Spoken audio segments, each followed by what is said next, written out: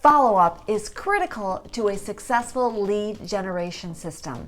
It is so critical that I would go so far as to say, if you're making your daily dials and you're not following up, well, just stop dialing altogether, because 97% of the time, a lead is not going to convert into an appointment with the first phone call.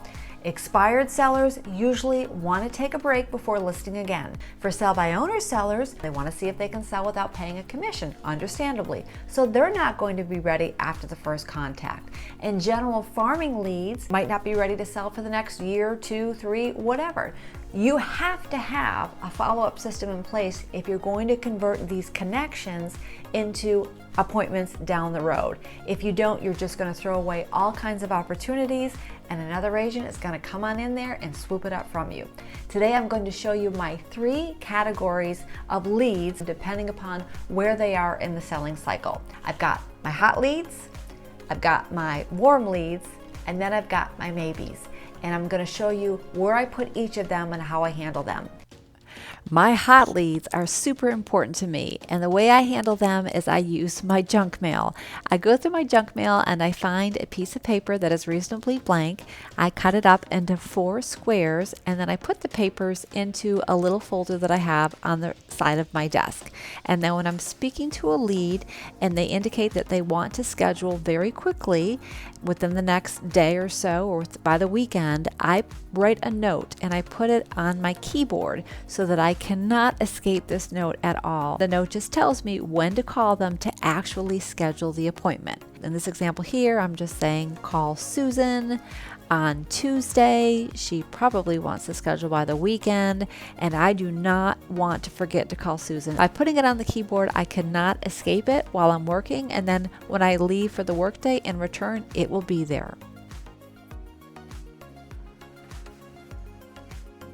Now I want to take a look at warm leads, but before we do, I want to introduce you to the appointment tracker, which is a very simple document that I created in my Gmail account on the drive.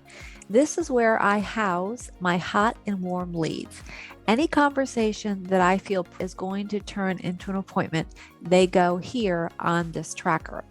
Now remember Miss Susan Smith, she is the hot lead that we put the handwritten note on my keyboard for. Well, she goes on the keyboard and she also goes here on the appointment tracker. I want to really keep her on my radar very closely so that I put her in 2 areas. And she's in the yellow color to grab my attention and make sure that I follow up with her and call her back on that Tuesday morning. Once she converts into an appointment, I will change her color to green so she will match Mr. Mickey Mouse, who I have already scheduled here. Now let's take a look at Mr. Mouse. I first called Mr. Mouse on January 5th. We had a great chat and he suggested that I call him back during the spring. As a general rule, when a lead tells you to call them back within a certain amount of time, I want you to cut that time in half. Experience has taught me that if you wait for the exact amount of time that they tell you to call back in, you will call them and they will be active with another agent. So always cut that in half. So he said to call back in the spring. Looks like I just decided to call him back the next month. I left him a voicemail on February 10th. And then on March 15th, I sent him a text message, always staying on his radar, always letting him know that I am very interested in helping him. Then I left him a voicemail on April the 25th. And then on May 15th, I actually set the appointment with Mr. Mouse, and that's why he's in green. So we've got our appointment, we've got our hot lead, which is appearing as a note on the keyboard and also here on the tracker. And now let's take a look at our warm lead, Mrs. Frosted Flakes. Looks like I made a note on June 21st. She's traveling. She told me to call her back next week. She actually probably told me to call her back in 2 weeks, but I cut that time in half. I try to call Mrs. Flakes back and she is not available and I can't connect with her. And then we see that the end of June is approaching. I will copy her and I will paste her to the month of July. And I will just keep on moving things down here on the tracker and stay with her.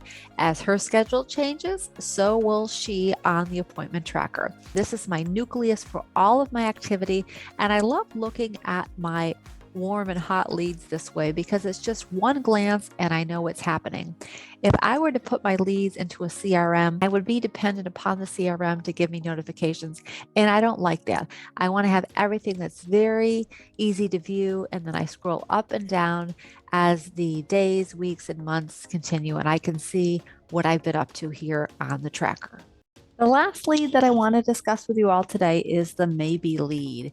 And I want to be sure that I clearly differentiate between all three.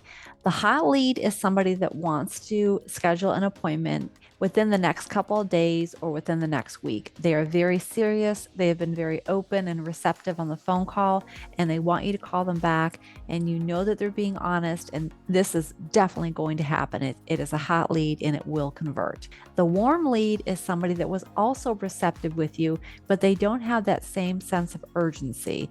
They've asked you to call them back.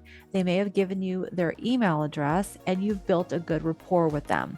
So you definitely want to put them on the tracker as well because they have a very good chance of converting. Now we're going to discuss the maybes.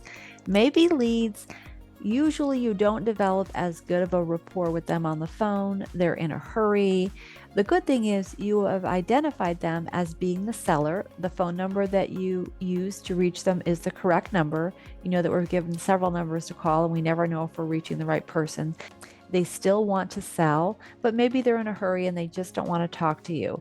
They are courteous, they are receptive, but they're not in the moment where they want to discuss selling right now. So you definitely want to put them on your calendar. They're not strong enough to put on the tracker, but you don't want to lose track of them because they may convert. They're just not as promising as the hot and warm leads. So the way I would handle them would be I would put them on my Google Calendar. Usually if I'm scheduling an appointment, I'll put LA for listing appointment or BA for buyer's appointment, but they're not appointment worthy at this point. So I'll just put Donald Duck. That's the name of the person. Today's July 12th that we're speaking with him. We're going to follow up with Donald on August the 12th. Okay, on a Friday, we can follow up around the same time, 11 a.m. Now I'm going to set a notification to myself to reach out to Donald on this day at this time. And the notification is going to be via email. So I'll receive an email. I'll be notified to reach out to him that way. And I'll just make a little note here. Donald was in a hurry, but does want to list again. He wants me to call him back in 2 months. Notice he says 2 months, but I scheduled the follow-up for 1 month out because today is July the 12th. Making that note, and then I'm going to save it. And then this way I will receive a notification from my Gmail account when it's time to reach back out to Donald, and hopefully he will convert.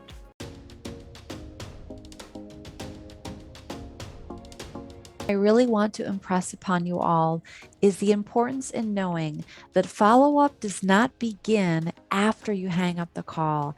It actually begins during the call. The lead is going to share very personal information with you about why they need to sell the home. And it's important for you to make a note of that so that when you do follow up with them, you can bring that up and let them know that, hey, I've actually been listened to here. This person cares about me and my needs or the needs of my family. Let's say I had a great conversation with Bob. He will be ready to list again after his son graduates from high school next month. And then when I reconnect with Bob, I'm going to say, how did everything go with the graduation? Did you guys have a nice party? It's going to be a warm reconnection. And Bob's going to be impressed that I remember this very personal detail about his family. And he's going to recognize that I genuinely care about him. People talk about how empathy is a good strategy in sales, but it's really a good quality to have as a human being. We all want to know that we're cared about by the people in our lives. If you're looking for somebody to service you on a business level, you also want to know that. There you have it. That's my follow-up system. Nothing too complicated and nothing that's expensive. It's completely free, which I absolutely love. The cost comes with just doing the work, putting in the sweat equity. making the dials, and then having a structured system so that you know strategically when to follow up with each lead. I really hope that it brings you a lot of success. It's proven to be successful for me, and I am continuing to use it as I move forward in my real estate career. If you got value out of this video, please leave me a thumbs up down below. It helps the channel, and I look forward to seeing you guys on the next video.